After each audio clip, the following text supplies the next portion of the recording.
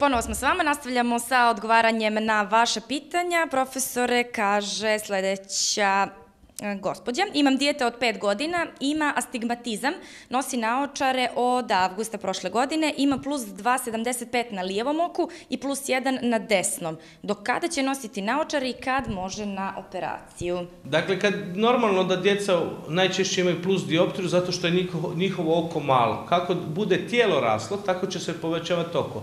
Postoji velika vjerojatnoća od 80-90% da će do puberteta ta dioptrija biti blizu 0 ili da će ostati puno manji plus.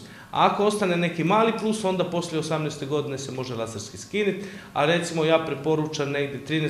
14. godina, ovisno o zrelosti djeteta, da se može raditi, da nose kontaktna sočiva. Dakle, kontaktna sočiva su jako dobra i bolja su od naočala, ali mora postojati osobna odgovornost djeteta da sam brine o sočivama. Jer ako neće brinuti o sočivima u pogledu higijene i discipline, čišćenja, skidanja, ne smije se sa sočivima spavati, onda je to opasno. A koja vrsta sočiva odgovara? Da li to zavisi od slučaja do slučaja? U principu 80% ljudi može nositi meka sočiva koja su puno lakša za nošenja, a samo u slučajevima kada je jako veliki astigmatizam veći od 1,5, 2, 3 ili 4 dioptrije, onda su bolja polutvrda sočiva jer poravnaju rožnjaču, na taj način se omogući vid. Dakle, generalno, to nije nikakav problem, do puberteta će se dioptrija smanjiti, ako nakon puberteta ostane, može se operirati.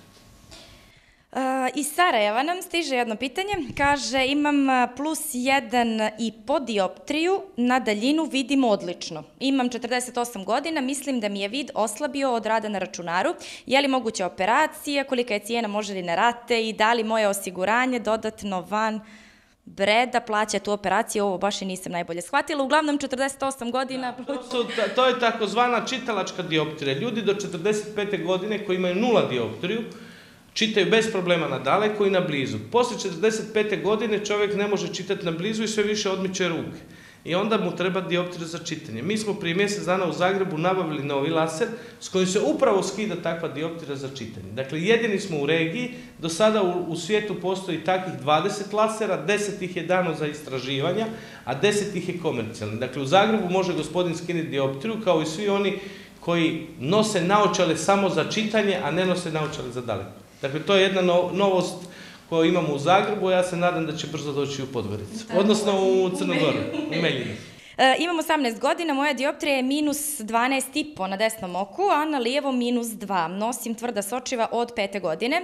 Na pregledu vaš tim ljekara mi je rekao da je jedino rješenje na desnom oku ugradnja sočiva, pa me zanima sa koliko godina je najbolje uraditi operaciju i koliko može biti uspješna. Moram napomenuti da mi je očni živac nedovoljno razvijen.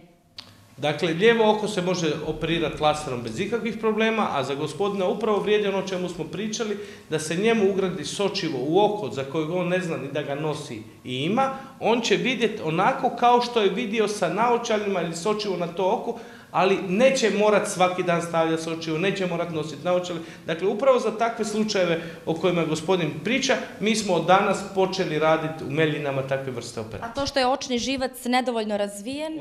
Dakle, on neće nikad moći na to oko vidjeti 100%, ali ako on sa naočalima vidi 50 ili 70%, onda će on sa tom operacijom vidjeti 50 ili 70%.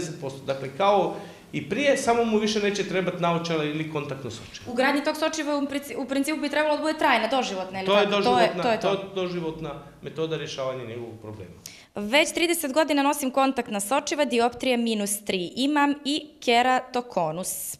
Rečeno mi je da za pregled moram skinuti sočiva najmanje 14 dana, da li imam šansu da mi uz rožnjaču koja nije sasvim korektna možete ukloniti minus. Dakle, kod keratokonusa se radi o bolesti gdje se prednji dio oka ispupčuje prema naprijed. Na onom mjestu gdje se oko ispupčuje prema naprijed, ta rožnjača je još tanja. Dakle, mi bi laserom mogli skinuti dioptriju, ali bi još više stanjili rožnjaču. Dakle, u Zagrebu ima još jedan aparat novi koji se zove cross-linking, da uz pomoć ultravioletnog svjetla mi možemo zaustaviti progresiju keratokonusa. Dakle, prva metoda liječenja keratokonusa su polutvrda ili tvrda sočiva, druga metoda je cross-linking, dakle ultravioletnim svjetlom obasjavati rožnjaču da se spriječi njezino dalje stanjenje, i treća je, ako dođe do daljnje progresije, je transplantacija rožnjače, dakle sa mrtve osobe koja je zdrava, koja nije nikakve bolesti imala, a dozvolila je da se njezini organi i tkiva uzmu, kod takvih osoba se radi takva operacija. Dakle, gospodin nije za lasersko skidanje dioptrije, a preporučano dok god može nositi kontaktna sočiva, neka nosi sočiva pa ćemo onda razgovarati o drugim metodama. Idemo dalje. Poštovani otac mi je 48. godište i 91. godine je imao trombozu oka i ne vidi preko 80% na tom oku. Prije nekoliko dana došlo mu je do začepljenja glavne očne vene na drugom oku i zatamnjeno mu je gornje vidno polje. Molim vas, možemo li obaviti pregled kod vas što prije i vidjeti šta tu može da se uradi? Unaprijed zahvalan, Mitrović Ilija.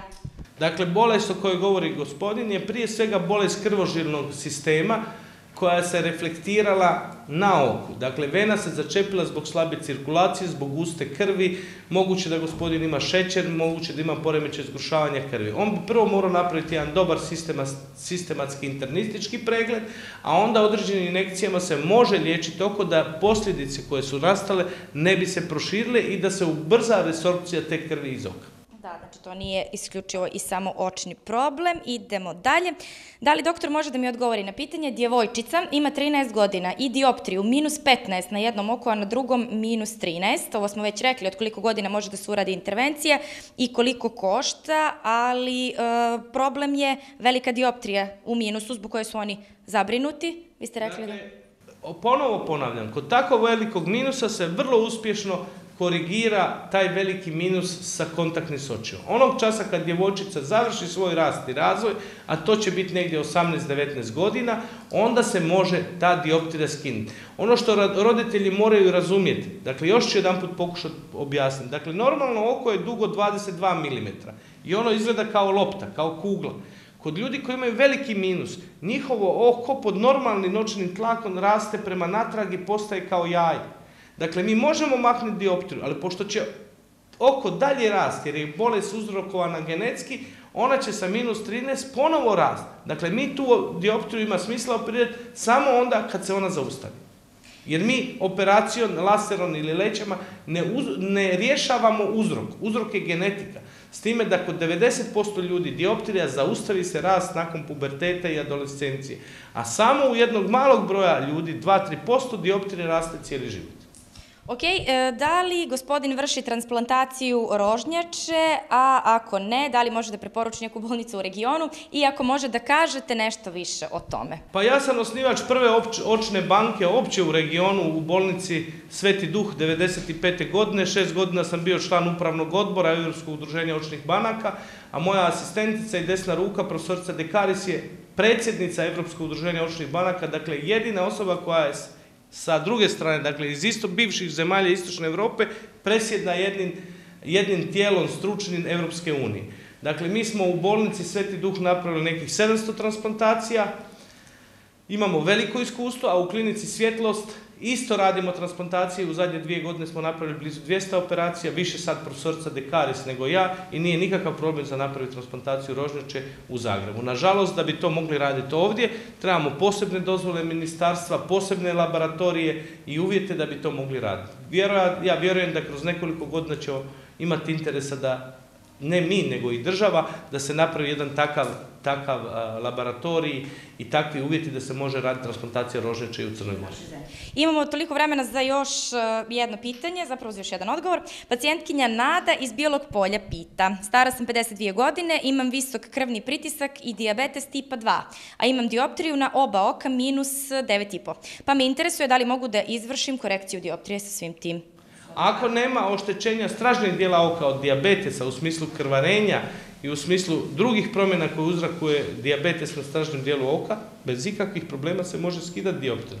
Pri čemu treba reći da osobe koje imaju nereguliran dijabetes, dakle šećernu bolest, njima u toku jednog dana dioptrija i vid može oscilirati u 2-3 dioptrije. Dakle, kad je visok šećer, onda moramo puno piti tekućine i vode i ta tekućina se nakupi u organizmu, tako i u samom oku, i uzrokuje velike promjene dioptrije. Dakle, osoba ako ima reguliran šećer i ako nema promjene na stražnjem dijelu oka, se može operirati.